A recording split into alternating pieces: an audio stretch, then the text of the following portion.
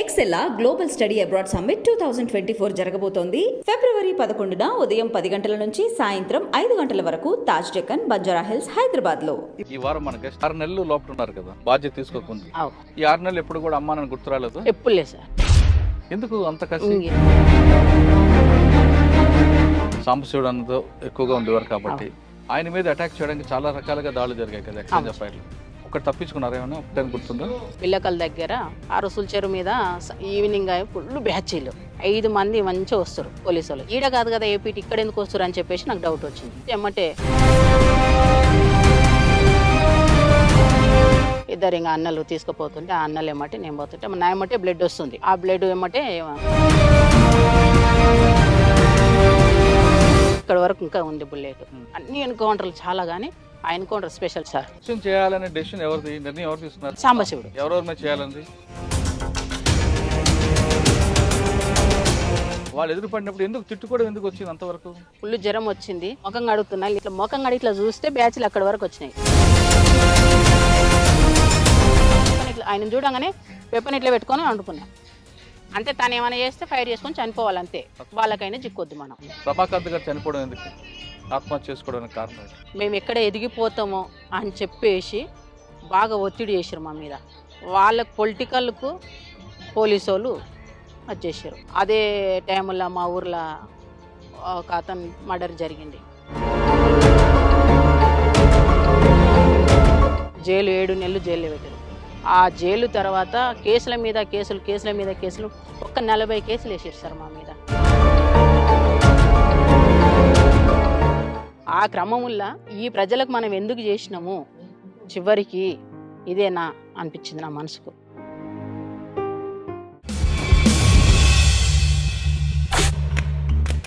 Welcome to crime confessions.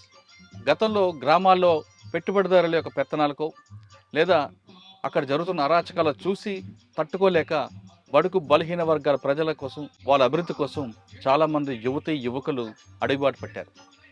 అడవిలోకి వెళ్ళిన తర్వాత వాళ్ళు నిరంతరం తమ ప్రాణాలని పన్నంగా పెట్టి తమ కుటుంబాలని, తల్లిదండ్రులని వాళ్ళకి త్యాగం చేస్తూ పేద ప్రజల కోసం చాలా కష్టపడ్డారు. ఆ విధంగా కష్టపడిన తర్వాత కొన్ని సంవత్సరాలకి వివిధ కారణాల చేత, అంటే కొంతమంది వ్యక్తిగత కారణాలు అవ్వచ్చు, మరి కొంతమందికి పార్టీల విభేదాలు అవ్వచ్చు, మరి కొంతమందికి ఇంకొక కారణంతో జనజీవన స్రవంతులు కలిశారు. ఆ విధంగా కలిసిన వారిని పరిచయం చేసే ఈ కార్యక్రమంలో ఈ వారం మన గెస్ట్ రజతక్క. అచ్చంపేటలో ఒకప్పుడు పోలీసులకి ముప్పతిప్పలు పెట్టిన రజతక్క, వైఫ్ ఆఫ్ రమాకాంత్ అన్న. రజతక్క అంటే అప్పట్లో అచ్చంపేట, నల్లమల ఆ ఫారెస్ట్లో ఒక భయం ఉండేది. రమాకాంత్ అన్న రజతక్క పేరు చేత పోలీసులకి చుక్కలు చూపించేవారు. పగలి చుక్కలు చూపించడం అనేది రజతక్కకు ఒక ఫేమస్ అనేది తెలుసు. రజతక్క అచ్చంపేటలో ఉన్నప్పుడు ఎటువంటి కార్యక్రమం చేశారు, అసలు అడవి బాట ఎందుకు పట్టాల్సి వచ్చింది, పట్టిన తర్వాత వాళ్ళు పార్టీలకు వెళ్ళినప్పుడు పేద ప్రజల కోసం వాళ్ళు ఏ విధంగా కష్టపడ్డారు, అక్కడ ఉన్న చెంచుల కోసం వాళ్ళు నిరంతరం ఏ విధంగా వాళ్ళు పరిజ్ఞానం కానీ రాజకీయ పరిజ్ఞానం తీసుకురావడంలో వాళ్ళు ఏ విధంగా కృషి చేశారు అనే అంశాలతో పాటు ప్రస్తుతం ఆవిడ జీవితం ఎలా కొనసాగుతున్న విషయాన్ని ఆ అక్కగానే తెలుసుకున్నాం. అక్క నమస్తే. రజతక్క, అచ్చంపేట, కొల్లాపూర్ ఆ ప్రాంతంలో ఒకప్పుడు మీ హవా. రజతక్క, రమాకాంత్ అన్న వీళ్ళందరూ పేర్లు చెప్తే చాలు భయపడేవారు. అంటే అప్పుడు పరిస్థితి ఆ విధంగా ఉంది కాబట్టి మీరు వెళ్ళారు.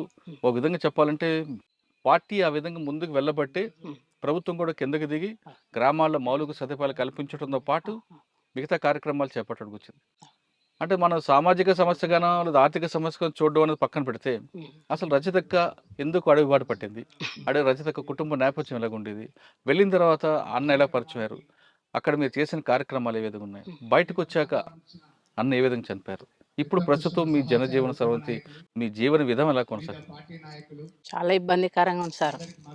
బయటికి రావడం అసలుకి రావద్దు నిజంగా, కానీ ఆ టైముల్లో అనివార్య పరిస్థితులల్లో నేను బయటికి రావడానికి కారణం ఏంటంటే హెల్త్ బాగాలేకున్నది, మలేరియా టైఫాయిడ్ వచ్చి నాకు నెత్తికెక్కినది. నేను బయటికి వెళ్ళిపోతున్నా. ఆ రోజు నా దగ్గర వెపన్ గుడక లేకుండే, పోయి ఒక లమ్మడి గుడి బయటికి రావడం చెప్పక ముందు మీరు అసలు పార్టీలోకి ఎందుకు వెళ్ళారు, అడవి బాట ఎందుకు పట్టారు? అంటే మా ఊరు ఫారెస్ట్ దగ్గర ఉంటుంది, అచ్చంపేట మాది, పక్కల అది బల్మూర్ మండలం, కొండనాల గ్రామం. మా ఊర్లో మొత్తం దొరలది పెత్తనం చాలా ఉంటుంది, కానీ ఏ రోజు అట్లాంటి దొరలు మా కుటుంబం మీద ఎక్కడ కూడా చూపలేదు. కానీ బాగా మాది ఫారెస్ట్ పక్కల మా పొలము, అంటే ఇది ల్యాండు. అక్కడ మా చెలక అంగం సేమ్ ఇట్లనే ఉండేది. అప్పట్లో మా తాత 70 ఎకరాలు సంపాదించిండు మంచిగా. ఉమ్, ఇట్లాంటి పొలం వల్ల మేము మొత్తం అక్కడనే ఉండేవాళ్ళం మేము. ఆ క్రమంలో అన్నలు వచ్చేవాళ్ళు. నాకు 90 ఏళ్ళ పరిచయం పార్టీ. ఏం నేను చదువుకున్నారు మీరు? నేను 5th క్లాస్ వరకు చదువుకున్నా. ఓకే. ఇంగా 90 ఏళ్ళ పరిచయము. అప్పుడు నేను చిన్నగున్న ఇట్లా గొర్రెలు, బర్రెలు అనుకుంటా అట్లా ఇట్లా ఉంటుండేవాళ్ళం. ఉమ్, ఇక తాత అట్లా ఉంటుండే. ఇక వస్తుంటూ పోతుంటూ ఉంటుండ్రి. అప్పుడు మాకేం తెలవదు ఆళ్ళ ఆట పాట వరకే. ఆ తర్వాత ఇక కొన్ని అనివార్య పరిస్థితులల్లా నాకెందుకు అందులో పోవాలే, ఎందుకు అనేది ఒక ఆలోచన వచ్చింది. ఉమ్, వస్తే ఫస్టు సాంబశివుడు స్పెషల్ కమాండర్‌గా వచ్చారు. అది నల్గొండ నుంచి ఈ జిల్లాకు. అప్పుడు నేను వస్తాను అంటే, "నువ్వు చిన్నగున్నావు, నీకింకా టైం ఉంది" అని చెప్పేసి వదిలిపెట్టేసి పోయిండు.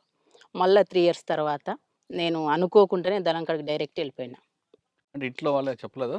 ఎవరికీ చెప్పలేదు సార్. అంటే ఆ ఎవ్వరికీ చెప్పలే. భావజాలం అటు తిరిగింది, అంతే. తిప్పింది మీకు. అప్పటికే మా అన్న ఆర్ఎస్సీలో పనిచేస్తుండు. ఉహు, మా పెద్దన్న అప్పటికి కానిస్టేబుల్.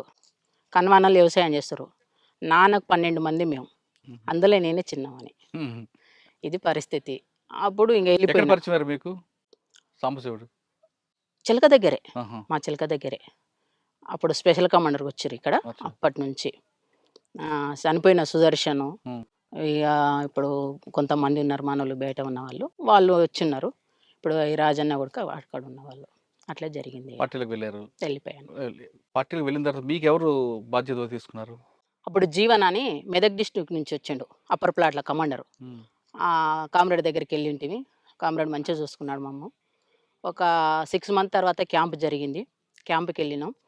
అప్పుడు నల్లమల్లల రమకాంత్ కమాండర్. అయితే చెంచులకి ఏంది అంటే పొలం ఉంది పెంటలల్లా.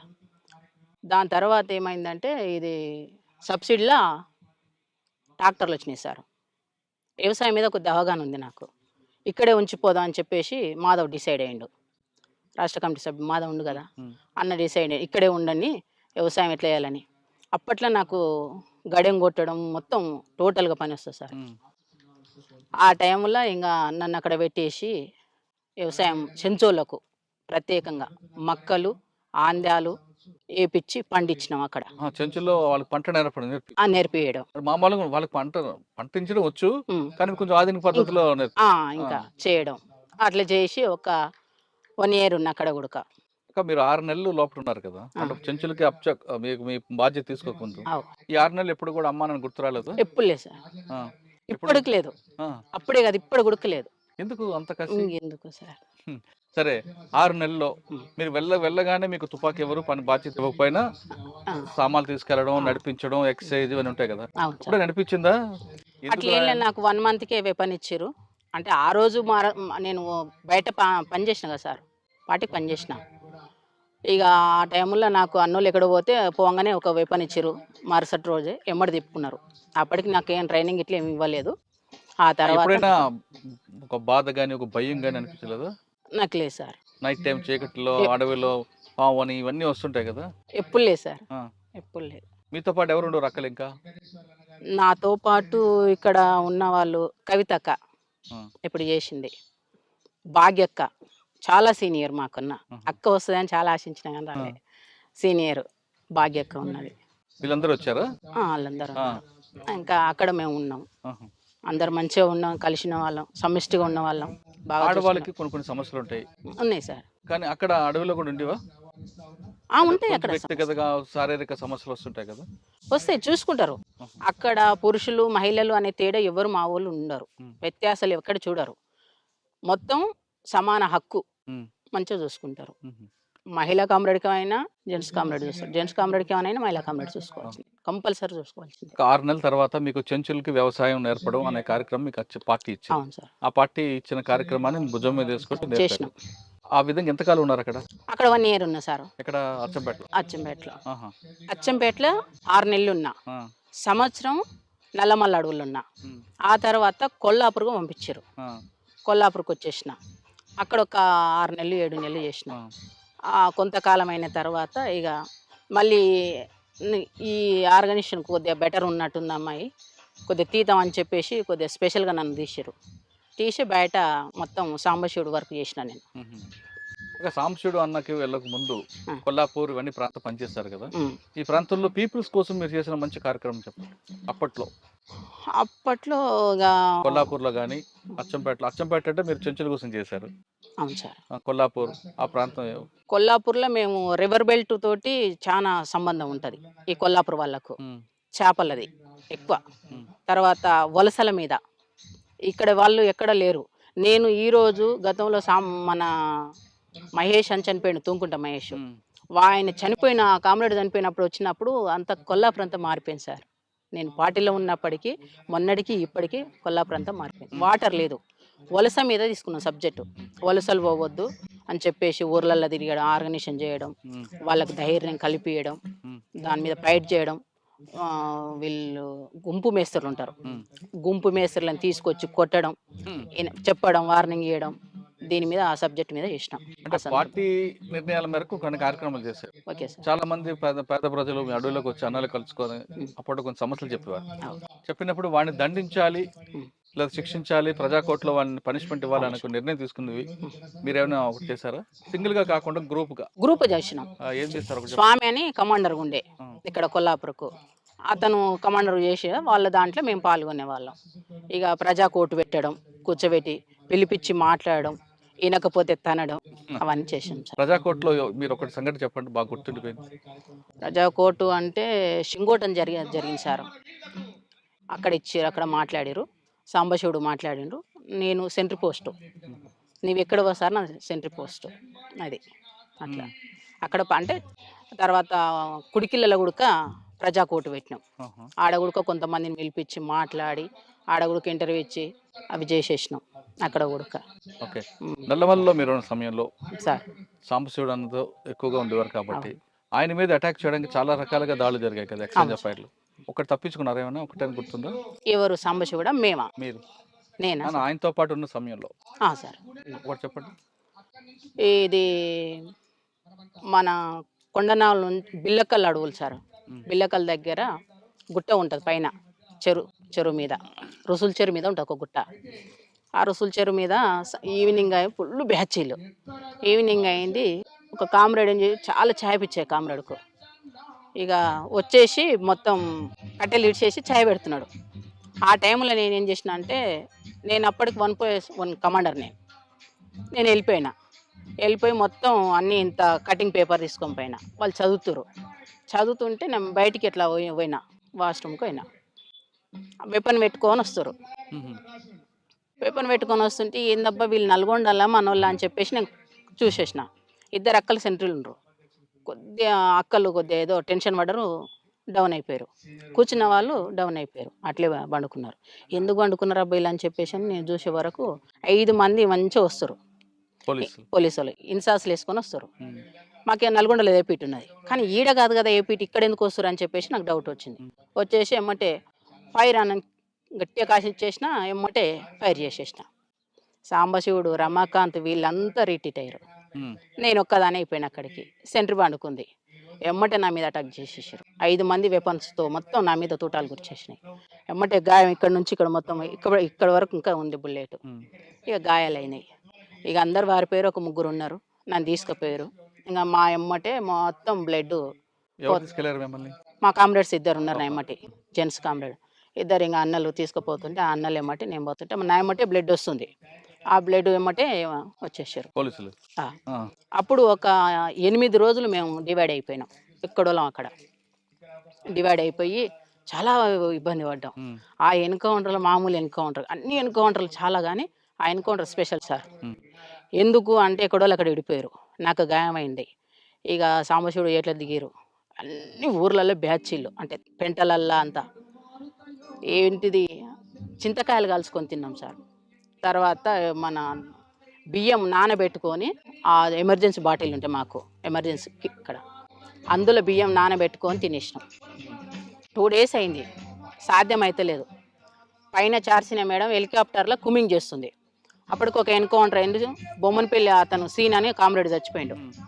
ఇక ఫుల్ బ్యాచ్లు సార్, ఎక్కడ పోయినా బ్యాచ్లు. ఇక నాకు సాయంత్రం వరకు మొత్తం ట్రీట్మెంట్ చేసేసారు. మళ్ళీ తెల్లారి ట్రీట్మెంట్ చేసేసి బ్లడ్ కంట్రోల్కి వచ్చేసింది. ఒకటే చెప్పేసిండు. ఏం చెప్పిండంటే, నీవేం చేస్తావో బ్యాచ్లు మొత్తం రిటీట్ కావాలని చెప్పేసి నాకు చెప్పేసిండు సాంబశివుడు. సాంబశివుడు. ఆ, సరే చలో అని చెప్పేసి నా ఎమ్మటి ఒక మురళి అనే అన్న ఉన్నాడు, ఆ. వచ్చిండు. ఉన్నాడా? అన్నాడు ఆ, మురళి, నేను, నా సభ్యుడు రాజాని ముగ్గురం కలిసేసి వచ్చినాం. ఇక వచ్చేసి కొన్ని యాక్షన్లు చేసినాం. ఎక్కడ?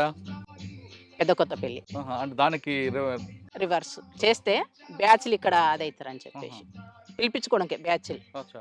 ఇక్కడ అటాక్ అయింది. యాక్షన్ చేయాలనే డెసిషన్ ఎవరిది, నిర్ణయం ఎవరు తీసుకున్నారు? సాంబశివుడు. ఆహా, ఎవరెవరి మీద చేయాలండి? పొలిటికల్ టీడీపీ పార్టీ ఎవరు ఉంటే వాళ్ళు. ఏం చేస్తారు టీడీపీ అప్పుడు పార్టీ action? ఉన్నప్పుడు ఎంపీపీనే ఆయన, ఆహా. బహుశా ప్రేమ్ ప్రకాష్ అని. అంటే ఆయన నేరం చేశాడా లేదా పార్టీ నిర్ణయం మేరకేనా? పార్టీ నిర్ణయం పదవిలో ఉంది కాబట్టి, గవర్నమెంట్ పదవిలో ఉన్నాడు ఎన్ని కాబట్టి. గంటలప్పుడు ఎక్కడ ఎన్ని గంటలప్పుడు చేశారు? యాక్షన్ ఎన్ని గంటలకా? పొద్దున్న పొద్దుగాల 12 గంటలకు. ఆహా, మిట్ట మధ్యాహ్నం. ఉమ్. కానీ పోలీసులకు మీరంటే ఎందుకు అంత అప్పుడు హడలు ఉండేది? సార్ ఆ? నాకు తెలియదు, నాకైతే తెలియదు కానీ అది అట్లా నిలిచిపోయింది జిల్లాలో ఆహా. అయితే. అంతే. రజిత టార్గెట్ అని ఒక టీమే తిరిగేది కదండి. అవును సార్, ఉమ్. టీమే కదా సార్. రిలయన్స్ ఫోన్లో నా కోసం అచ్చంపేటలో మజిద్ సిఐ అని 200 ఫోన్లు ఇచ్చిండు. ఆహా. ఇప్పుడు ఉన్నాడు మజిద్ సార్, డిఎస్పి ఎక్కడ? హైదరాబాద్లో చేస్తుండు. ఆ. నా కోసం స్పెషల్గా పంపించిండు. ఎందుకు 200 ఫోన్లు?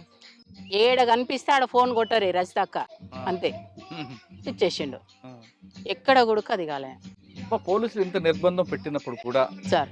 నల్లమలలో సాంబశివుడు కానీ మీరు కానీ తర్వాత కృష్ణన్న కానీ రమాకాంత్ గాని ఈ విధంగా తప్పించుకున్నారు అంటే చెంచుల సహకారమైనా లేదు? ప్రజలు ఆహా.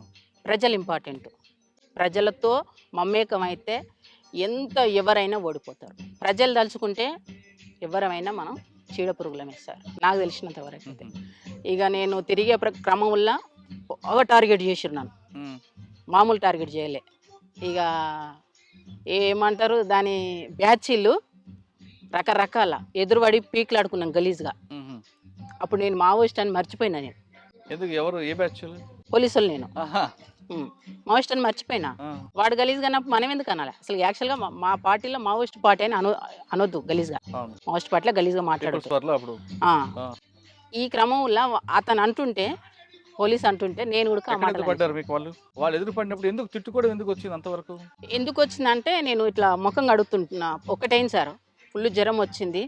ఇట్లా ముఖం కడుగుతున్నా, లేచి అమ్మలు వస్తామ్మ అన్న చిలకల. కొబ్బరి చెట్టు మాడి చెట్టు ఉంది.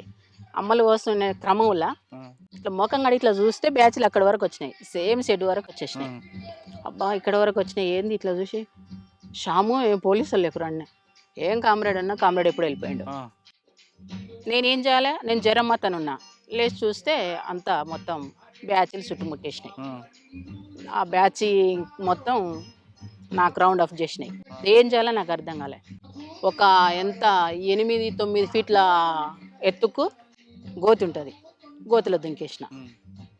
ఇక్కడ పోయింది అని చెప్పేసి అన్నారు. వాళ్ళు అటు వాగానే ఇట్లా లేచిన.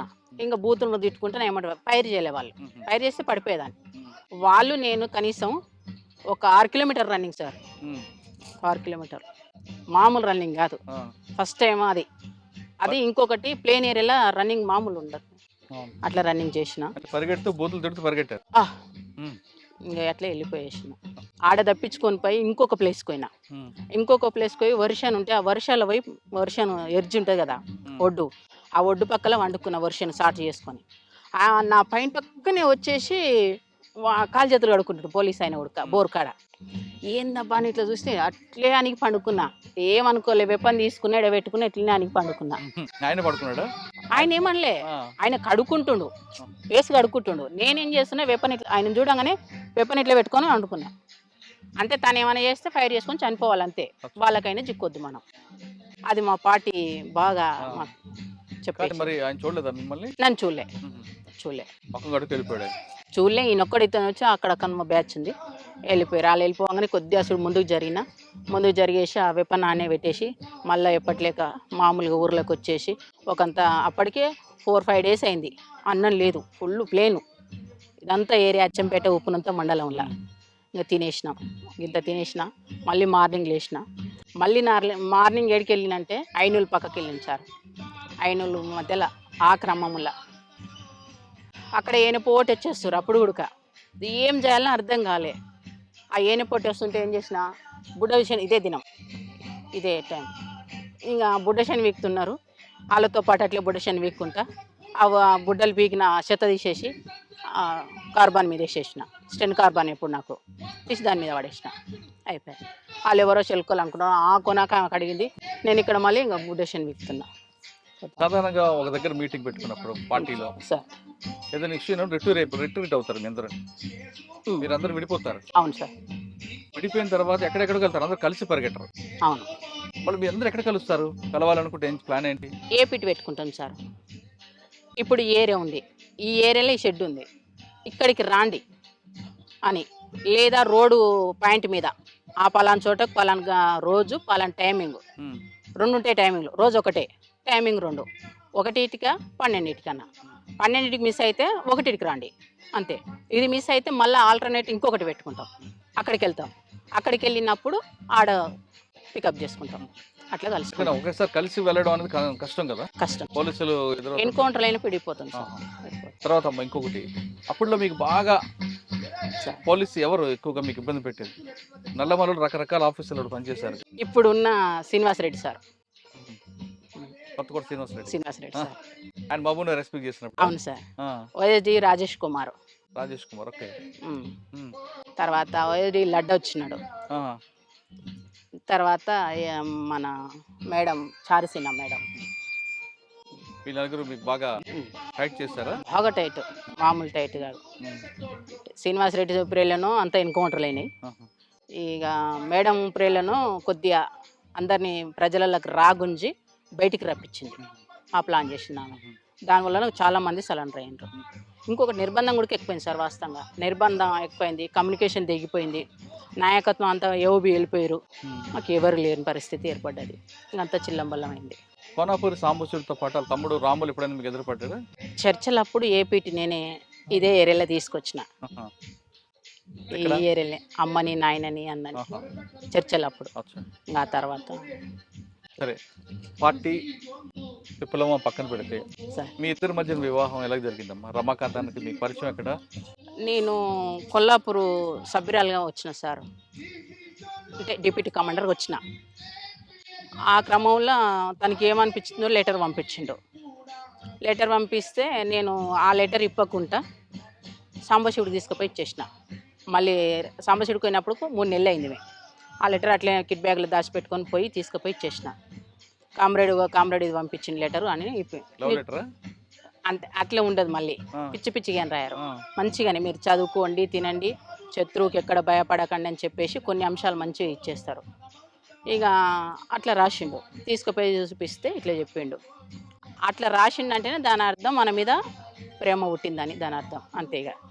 ఆ క్రమంలో తను ఆ కామ్రేడ్ పిలిచిండు. ఏంది రమాకాంత్ ఇట్లా అంటే, అవును కామ్రేడ్ అని చెప్పిండు. మరి నీదేంది అభిప్రాయం అన్నాడు. నాకు లేదు సార్, నాకు అలాంటిది లేదు కామ్రేడ్, కొంత టైం ఇవ్వండి నాకు, కొద్దిగా నేను ఒక పొజిషన్కి వెళ్ళినాక చేసుకుంటా అని చెప్పేసి అనుకున్నా. కొద్దిగా చూడండి అన్నాను. లేదని చెప్పేసిన. ఆ తర్వాత మళ్ళీ ఒక 6 months తర్వాత మళ్ళీ కూర్చోబెట్టి మాధవు, సాంబశివుడు, గజ్జి శ్రీశైలం, సంతోష్ చంపేశారు. వీళ్ళు 3 కూర్చోబెట్టి నాకు, కర్య నరసప్ప, వీళ్ళు 4 కూర్చోబెట్టి నాతో మాట్లాడారు.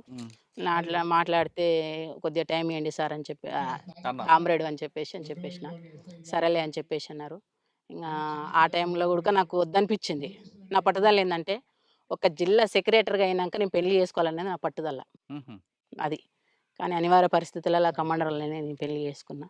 కమాండర్ స్థాయికి వెళ్ళిపోయినాక, అంటే కమాండర్ అది చేసుకున్నారు. ప్లాటూన్ సెక్షన్ కమాండర్ ఉడిమిళ్ళ దగ్గర సార్. ఉడిమిళ్ళ దగ్గర మంచిగా చేసిరు. పార్టీలనే మా లాంటి పెళ్లి ఎవరికి చేయలేదు.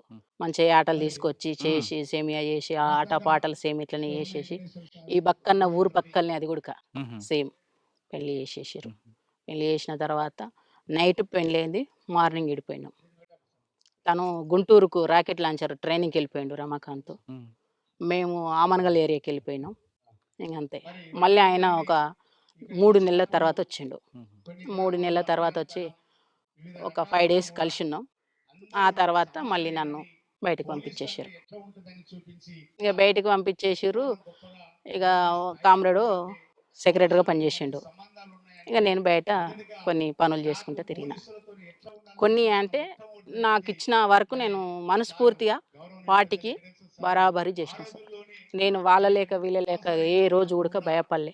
శత్రువుకు భయపడలే, ప్రజలకు పొలిటికల్ లీడర్కి ఎవ్వరికి ఇప్పటి వరకు నేను ఎప్పుడు భయపడాను ఎవరికి. అంతే. ఆ రోజు ఇక బయటికి వెళ్ళి నేను పార్టీ చెప్పిన పని నేను సక్సెస్ చేసుకొని రిటర్న్ పోయినా.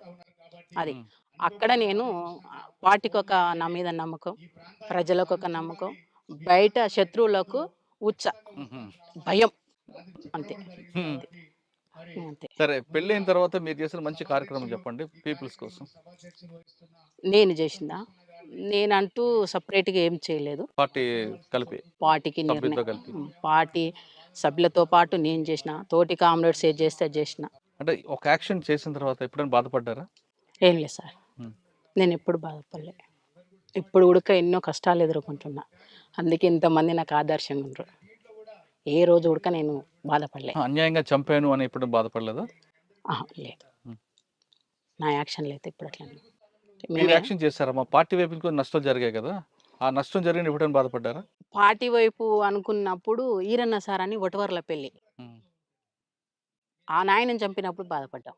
నేను కూడా వ్యక్తిగతంగా బాధపడ్డా. మ్మ్. ఎందుకు అంటే ప్రతి ఏపీటీకి తనకు నన్ను పంపేవాళ్ళు. తను దగ్గర ఎవరు వచ్చేవాళ్ళు? రాష్ట్ర కమిటీ, జిల్లా కమిటీ, బయట ప్రజా సంఘాలు. ఆ నాయన ఒక పెద్ద షెల్టర్ నిజం చెప్పాలంటే. ఇక ఏదో అనివార్య పరిస్థితులల్లో మనోళ్ళకి ఏదో అర్థం కాని పరిస్థితులల్లో వేరే కామ్రేడ్ ఇక్కడ వచ్చినాడు. ఆ గోండు వాళ్ళు కొద్దిగా భాష తేడా. మ్మ్. ఏం జరిగిందో చనిపోయినాక పేపర్ వస్తే సాంబశివుడు మేమంతా షాక్ అయిపోయినాం. మ్మ్. ఏంది ఇట్లెందుకైంది ఇట్లెందుకైంది. ఇమ్మీడియట్గా ఎప్పుడో ఉన్న ఏపీటీకి ముందుగా అతను అడ్వాన్స్ పోయి చెప్పేసి మా తప్పు అని చెప్పేసి ఇంటర్వ్యూ ఇచ్చినాం సార్ మేము. మ్మ్. వీరన్న సార్ని చంపింది తప్పని ఇంటర్వ్యూ ఇచ్చినాం మేము ఎందుకు? already. ఎవరు చంపింది? ఎవరు? ఆ గోండియా అన్న? ఆ, ఆహా. భగత్ అని ఇక్కడ జిల్లా సభ్యుడు. మ్మ్. ఆయన ఆ ప్రాంతంలో అప్ప చెప్పిండ్రు. అచ్చా. రమకాంత్ ఇక్కడ తీసుకుండు. ఆ క్రమం వల్ల అట్లా జరిగింది. అప్పట్లో జరిగిన కొన్ని పోలీసులు ఇల్లు కానీ లేదంటే ఎక్స్చేంజ్లు మ్మ్. బ్లాస్టింగ్లు మీ ఉన్నారా? అవునా సార్, మననూరు దాడిలో ఆ ఎన్కౌంటరు ఏది? ఆ దాడిలో మ్మ్. ఆ దాడిలో ఏమైందంటే అందులో మాకు ఇచ్చిన ఇన్ఫర్మేషన్ ఏంటంటే ఒక సెంట్రీ ఉంటుంది, వెపన్స్ అంతా సైడ్కు ఉంటాయని చెప్పేసి నేనే మ్యాప్ తీసుకుపోయిన ఉడక నేనే మ్మ్. అక్కడ మ్యాప్ తీపించుకొని 1 days అక్కడ ఉండేసి నేను తీసుకొని వెళ్ళిపోయినా. అదే మ్యాప్ని బట్టి మేము ప్లాన్ చేసుకొని దాడికి ఒక 3 రోజులు 4 రోజులు రిహార్సల్ చేసినాం దాడి ఎట్లా వేయాలని. మ్మ్. చేసి వెళ్ళిపోయినాం. ఆ వెళ్ళిపోయే క్రమంలో సెక్షన్ A1 నేనే, అంటే ఫస్ట్ వెళ్ళిపోయే టీం. అక్కడికి వెళ్ళిపోయే వరకు ఉంది సెంటర్ ఉందని నేను కాషన్ ఇచ్చేసిన. ఆయన ఏం కాదు ఫైర్ అని చెప్పేసి మైక్ పెట్టేసిండు. ఆ మైక్ ఎట్లాడిది ఇప్పుడు కూరగాయలను గట్టిగా అరుస్తారు, ఆ మైక్ మేము తెచ్చేసుకున్నాం అప్పటికే. ఆహా. ఆ దాడేపటికి ఆ మైక్లో చెప్పేస్తుండు సాంబశివుడు. ఎక్కడ సెంట్రీ ఉన్నారు? మీద ఆహా, ఈ పోలీస్ స్టేషన్ మీద పైన.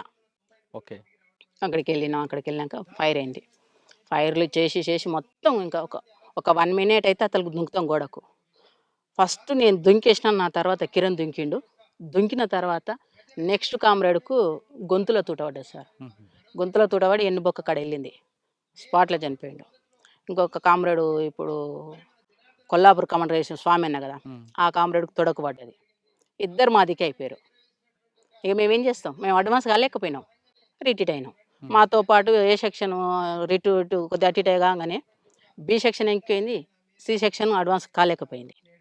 దాడి ఫెయిల్ అయింది. మ్మ్. అదేవిధంగా Amarabad police attack, Amarabad police station మీద కాదు, సిలిండర్ కదా, సున్నిపేట దగ్గరలో పోలీస్ స్టేషన్ మీద అటాక్, అవుట్ పోస్ట్ మీద చేశారు కదా. ఊకే ఫైరింగ్ అవి మన్నూరు పోలీస్ అవుట్ పోస్ట్ మీద దాడి. అది ఒక సెంటర్ ఒక పైన ఉంటారు. ఉమ్, తర్వాత పక్కా పోలీస్ స్టేషన్ వచ్చింది కదా, అవును. అక్కడ పోలీస్ స్టేషన్ తీసాను అట్లా అవును అచ్చంబేట పెట్టేట్టు అవును సార్, అట్లా జరిగిపోయింది. కదా. మా పెళ్ళి అయింది, పార్టీలో ఉన్నారు, యాక్షన్లు అన్నీ జరిగాయి కదా, మరి ఎందుకు బయటికి ఎందుకు వచ్చారు? బయటికి రావడానికంటే అందరు అప్పటికి సలన్ అయింది సార్. మేము 4 కామ్రేడ్స్ ఉన్నాం. నలుగురు ఇట్లా నేను నా భర్త ఉన్నాం. ఆ క్రమంలో నాకు బాగా టైఫాయిడ్ మలేరియా వచ్చేసింది. నన్ను సీరియస్గానే ఒక 3 నెలలు లోపడిగానే ఉంచుకున్నారు, బయటకు పంపలే. ఎందుకంటే ఈమె సీరియస్ బయటకు పోతే మళ్ళీ తిరిగి చంపేస్తారు అనేది ఒక బాగా ఉన్నది, పంపలేదు. చివరికి రమాకాంత్ ఏం చేసిండు, హెల్త్ అన్న బాగా చూపించుకొని డెన్నులను ఎక్కడన్నా పెడదాం అని చెప్పేసి పంపించిండు. పంపించేస్తే అచ్చంపేట ఏరియాలోకి వచ్చిన. వాళ్ళు లంబడోళ్ళు వాళ్ళ గుడిసె దగ్గర ఉన్న వాళ్ళే స్నానం చేయించారు, జ్వరం కాదు, రొట్టిచ్చిర్రు, తిన్నా, కూర్చున్నాక అమ్మ టైం అవుతుంది మరి పోదాం హాస్పిటల్ కన్నా. అమ్మ పొద్దుగాల తొలకపోతున్నది, ఆ లంబడోళ్ళ అమ్మ బిడ్డ చెల్లెలు. ఆ పిల్లని ఇంపర్ మారిందని మాకు తెలియదు. పండుకున్నాం కరెక్ట్ 4 గంటలకు వచ్చేసారు పోలీసు వాళ్ళు. 4 గంటలకు వచ్చేసి మంచం వేసారు, మంచం మీద నేను పండుకున్నా. వచ్చేసి వెపన్ ఇట్లా పెట్టేసారు, ఇట్లా ముఖం మీద చెదర్ తీసారు. అట్లా బెడ్షీట్ తీయంగానే ఇట్లా చూస్తే అన్ని వెపన్సే కనిపిస్తున్నాయి. వెపన్స్ కనిపించే వరకు ఇట్లా లేచి చూసే వరకు ఇక పోలీసు వాళ్ళు ఇక ఏమనలేదు సార్. ఎవరు మీరంటే నువ్వు లేవు అని అంటే మా సభ్యుడు ఒకడు వచ్చిండు. అట్లా నువ్వు లేవు అక్క అని లేచిన.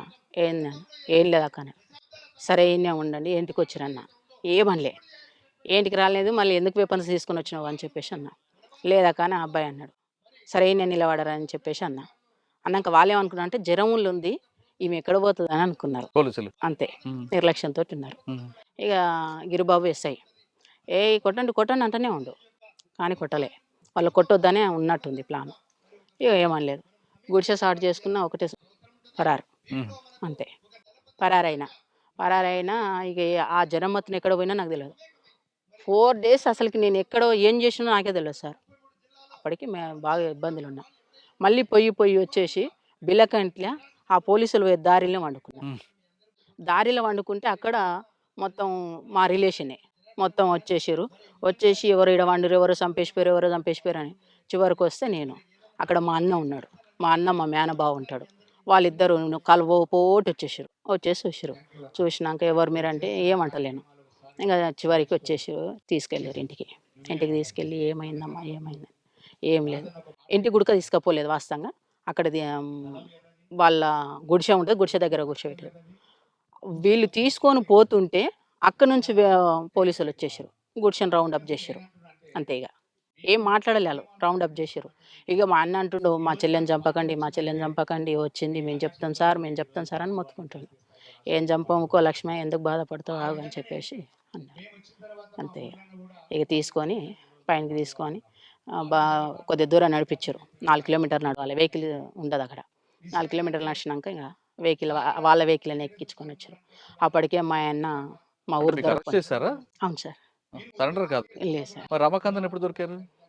రమాకాంత్ దొరకకుండా తను నా తర్వాత 3 నెలల తర్వాత తను ఎవరి వాళ్ళకు ఫోన్ చేసి వాళ్ళ ద్వారా సరెండర్ అయ్యాడు. అంటే పార్టీకి చెప్పేసారంటారా? ఇంకా పార్టీ ఎక్కడ సార్ ఈ జిల్లాలో లేదు, మా ఇద్దరు వరకే క్లోజ్, లేదు సభ్యులంతా వెళ్ళిపోయారు. ఆయనతో పాటు 2 సభ్యులు. తర్వాత పార్టీ నల్లమల్ల పూర్తిగా కంప్లీట్ అయినప్పటి వరకు నేను 2007 లాస్ట్లో 8 ఆ టైంలో వచ్చేసాను. అది మాతోటే క్లోజ్ అయిపోయింది. ఈ జిల్లాలో అయితే మాతో క్లోజ్ అయిపోయింది. మీరు సరెండర్ అయిన తర్వాత మీకు ఇవ్వాల్సిన ఇచ్చారా రమాకాంత్ గారికి ప్రభుత్వం? కామ్రేడ్కు 5 లక్షల రివార్డు ఉందన్నారు, ఇచ్చిర్రు. నాకు 3 లక్షలు అని చెప్పారు, ₹1,00,000 ఇచ్చారు. ఏది మేము ఎక్కడ ఆశపడలేదు. దాన్ని తీసుకొచ్చుకొని మేమేం చేయలేదు, ట్రాక్టర్ తెచ్చుకున్నాం, మేము ఖర్చు ఏం పెట్టుకోలేదు. ట్రాక్టరు ఒక 2 సంవత్సరాలు నడిచింది సార్. ఇంకా తర్వాత ఇంకా కింది మీదకి అయిపోయింది, అంతే కదమ్మా. బయటకు వచ్చారు, ప్రభుత్వం ఇచ్చిన డబ్బులతోనూ ట్రాక్టర్ కొనుక్కొని సామాన్య కుటుంబంలో నడుస్తున్న సమయంలో రమాకాంత్ గారు చనిపోవడం ఎందుకు, ఆత్మహత్య చేసుకోవడానికి కారణం ఏంటి? చనిపోవడానికి కారణం ఏంటంటే మేము బయటకు వచ్చి మంచిగానే ఉన్నాం సార్. మంచిగా ఉన్న క్రమం వల్ల ఈ పొలిటికల్గా మేము ఎక్కడ ఎదిగిపోతామో అని చెప్పేసి బాగా ఒత్తిడి చేశారు మా మీద.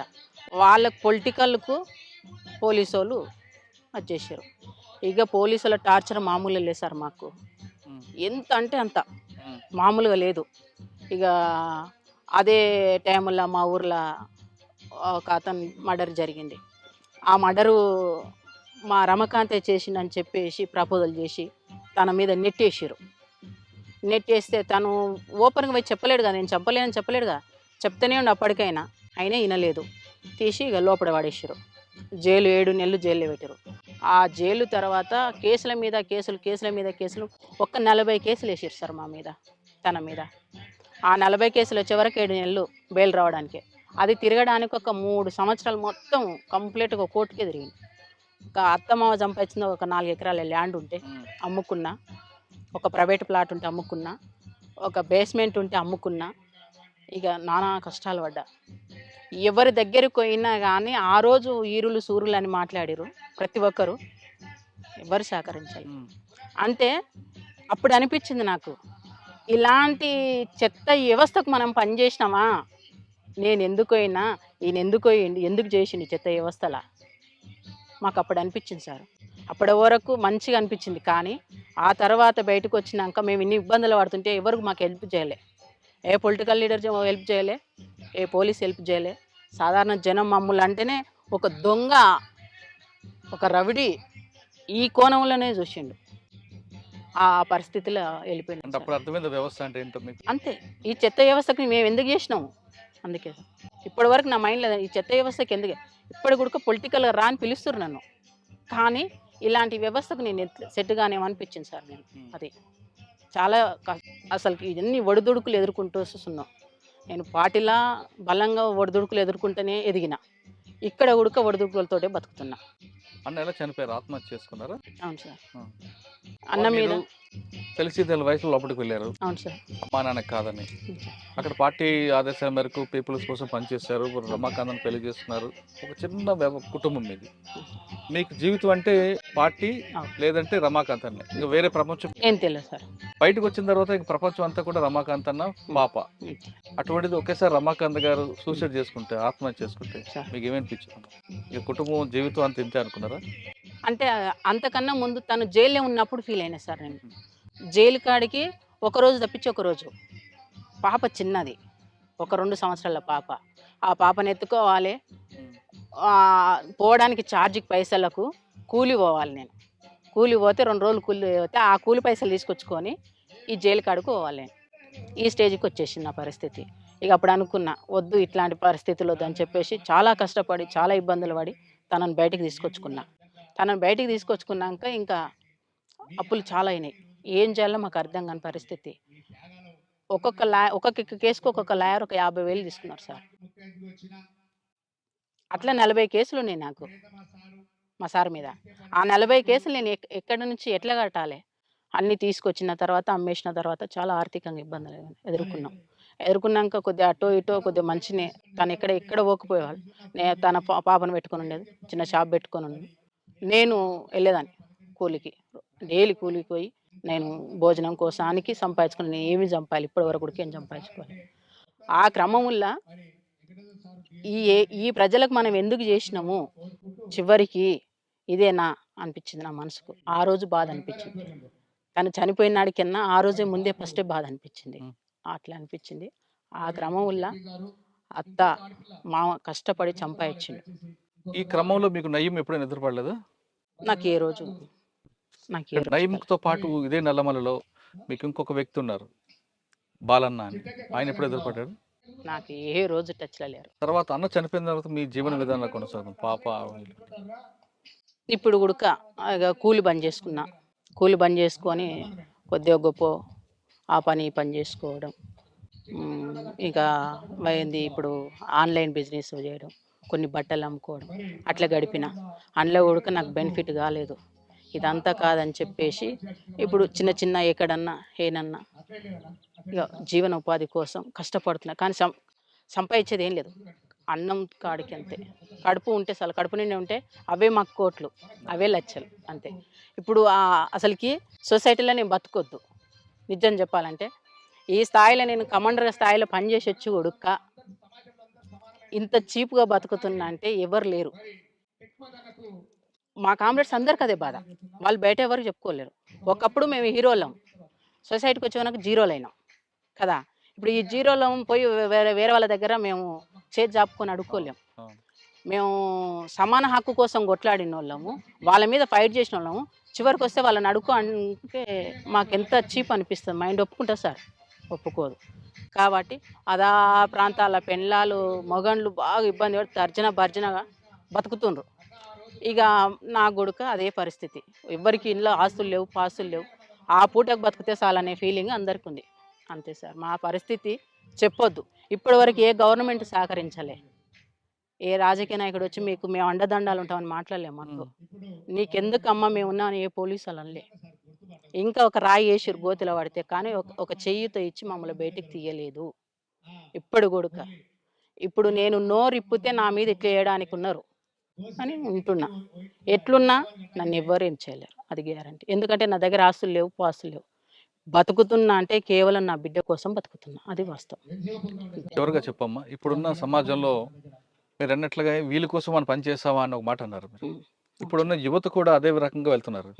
ఇప్పుడు చూస్తున్న యువతకు చూస్తున్న మీకు ఏమనిపిస్తుంటుంది? ఇప్పుడున్న వాళ్ళు వీళ్ళంటి వాళ్ళు ఒక లక్ష్యం కోసం వెళ్ళారు, ఇప్పుడు వాళ్ళందరూ కూడా వేరే వేరే మార్గాల్లో వెళ్తున్నారు.